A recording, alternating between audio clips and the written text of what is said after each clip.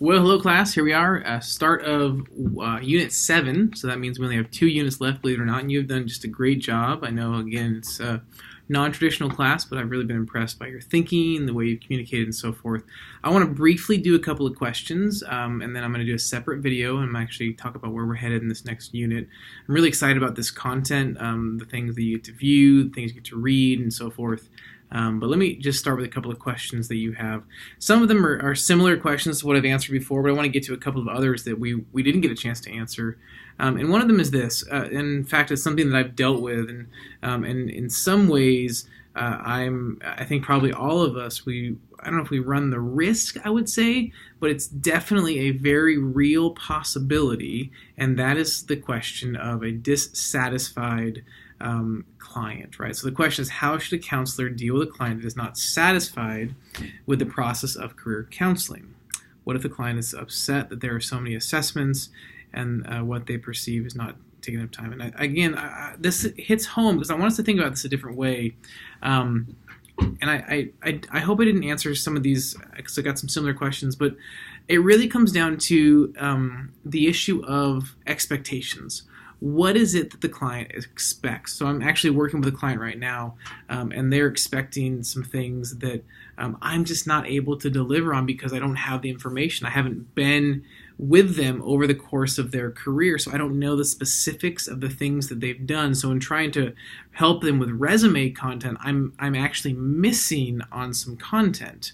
Now, I don't think that they're necessarily dissatisfied with the service provided, but I think the expectation is a little bit different than what I'm able to deliver on because I can't make things up, right? So I think clear expectations is so important when communicating with your clients, and you know this, but I do think that we run the risk so often of not meeting the expectations of the client. And if you're like me, I require payment up front. And if it's a long-term working relationship, I give actually a discount if they're willing to pay the full time that we're going to work together up front. And it's going to cost them more money. So there's an expectation that I'll deliver, which means it puts the onus on me to make sure that I'm doing, I think, a really good job, to make sure that I'm delivering the things that I'm telling them and explaining my process and so forth. But this is something that I think we all run the risk on, especially when you get into some really challenging things. And here's the hard thing, and something to consider when you're working with clients, whether it's in career or just in other counseling therapy in general, is we live in this world where we don't like, I would say it's probably increasing. Even this, I'm having to be a bit careful in how I say it, but there's this thought that we don't like to be told things that we don't want to hear. I don't like that. I don't like how it makes me feel, or I don't agree with you, so I'm going to get mad, or I'm just going to ignore what you're saying. And yet, if the client's paying us as the expert in the room, now of course they don't have to do what we say, but there should be a track record. Obviously, and you're building one. That's why we actually have some experience during the program from a therapy standpoint. But there's this thought that says, hey, you've chosen to pay me this amount of money. There's an expectation that I know what I'm talking about, but I need to be honest with you, right? I need to be sometimes potentially even brutally honest. I may need to say things that you don't want to hear, and so we need to be prepared for how a client may respond to things that are not. I guess they may see it as being unkind, when in fact that's not the reality. I think that sometimes, in fact, all the time, I would say. Telling the truth is the most loving thing. Now, here's the thing, though. I love the saying that says that love without truth, love without truth is brutality, and truth without love love without truth is hypocrisy, and truth without love is brutality. Okay, so let me say it again. Love without truth is hypocrisy, and truth without love is brutality. And I've heard it said again a different way, similar, that you could be right, I could be right, we could be right, we could be dead right, and we could bring death to everyone around us. And so really kind of honing in our skill set and how do we actually communicate this to our clients, the good and the really hard, potentially even ugly things, that's going to be really important for us to make sure that we do that in a way that's spoken in love and truth and honesty, that's actually compassionate, that is, that the client's going to hear that and say, this person has my best in mind. That's the balance, and that's what we come to learn. There's no science there. It's really more of an art form, but it's something that we get better at. We hone those skills over time, which hopefully then mitigates or at least minimizes the number of clients that may be upset with us, right? Yeah, I think that's an important distinction to make. Can we provide the world of works assessment before the person comes to meet us? I mean, you can do whatever you want to, right? So if it's going to be helpful for them to think about, here's the thing that I would caution you on. In fact, I had a conversation with a colleague who we did the Myers-Briggs Type Indicator Step 2 over the last couple of weeks, and I was hesitant to let them see their results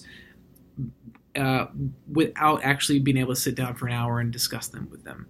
I am a firm believer that assessments of any sort without interpretation can be problematic.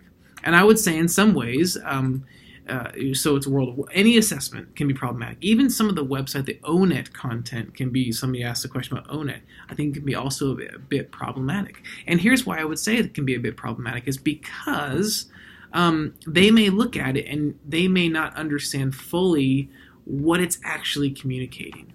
And so as a trained career counselor, and again, this is kind of a very brief overview for you, but you have more information, more content, more training than many. And if you continue, you want to go on in this field, I'll share some things you could pursue. I've mentioned those before. I'll share them this week. GS Consultants, Career and Life Planning, the GCDF, the CMCS, all these different certifications, designations that actually verify that you know what you're talking about, which I think is really important. So you, for your LMFT and your LPCC, that gives you some street cred. As a CMCS, a Certified Master of Career Special Services for me, that gives me some street cred. It used to be a specialist title, that's why I was hesitating there. Now it's a career services. These are things that are important because it validates the work that we do and what we know we're talking about. And so that validation comes oftentimes with lots of money spent, lots of time committed, so that we don't probably want to, unless we have no other option, send them assessments without the opportunity to do the interpretation, right? So if you do the Myers-Briggs Type Indicator, I have a colleague who went through the 4-day-long certification training to be a certified practitioner. And so the actual assessment itself, if you, depend on which one you do, if you do the step 1, it's like, I think $20, and if you do the step 2, I think it's like $50, something like that.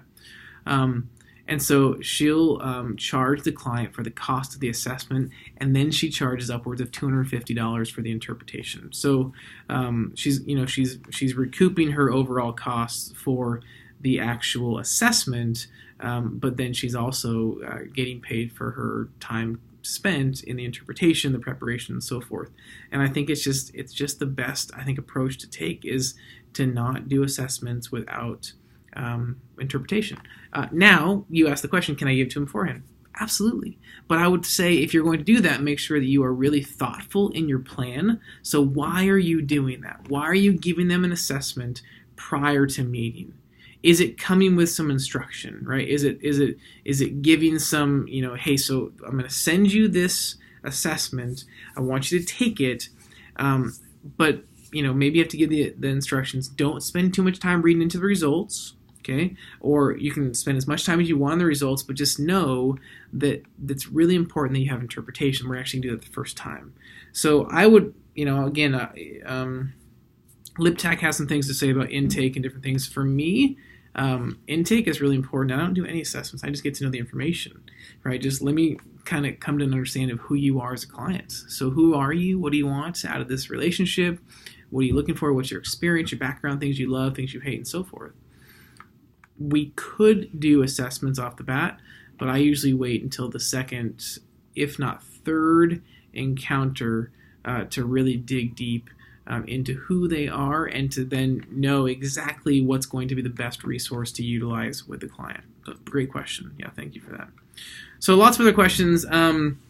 Let me see. Here's another one. It says, what would be a good indicator of how many assessments or which assessment best meets the person's need if we are only provided with minimal sessions? It's a great question. Some of you may have a go-to. Some of you may just say, I can't do anything without the Strengths Finder. I can't do anything without the Myers-Briggs. I can't do anything without the Strong Interest Inventory. I can't do anything without the fill in the blank, right? I would hold off to say I can't do anything without those, okay? And this is why I encourage folks to know as much as you possibly can.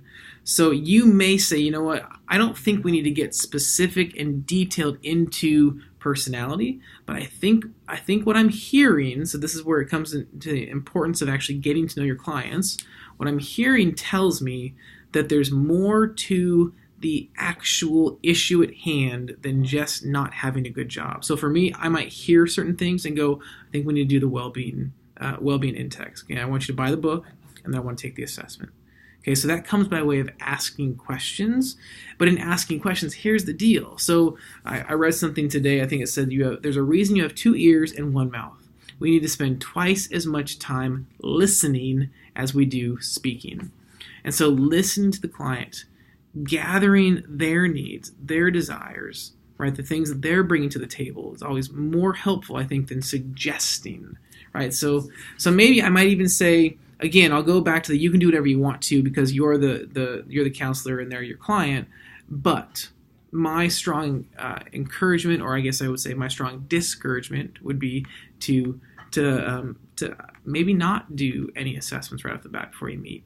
Maybe just wait for your first one. I think you can actually gain a lot of information about the client by simply asking them to tell you about themselves. I really think you can. And then if you deem that whether it's the World of Work or any other assessment is appropriate, go for it. Yeah, I mean, time is always an issue, so you want to make sure that you pick the most appropriate assessment. And you're not going to know everything. You're not going to know every single assessment, and that's perfectly okay. But I would say you want to know, again, if this is the work you want to go into, enough, about enough to utilize them, okay? It may actually come into the fact where you have partnerships and you work with other counselors. And you say, you know, I don't do this. I have a former student, actually, who refers clients to me. So they'll be meeting for traditional clinical psychology, therapy, counseling. She's an MFT, an LPC in the area. And if they bring up career, she will oftentimes send them to me. She'll say that, I'm sorry, that's just not an area of my expertise. I don't even want to pretend that I know what I'm talking about there, so I'm going to send you to Jeff. And then I'll get an email, and the client will say, hey, I was referred to you by blah, blah, blah, blah. She said that I need to talk with you because you know more about this than she does.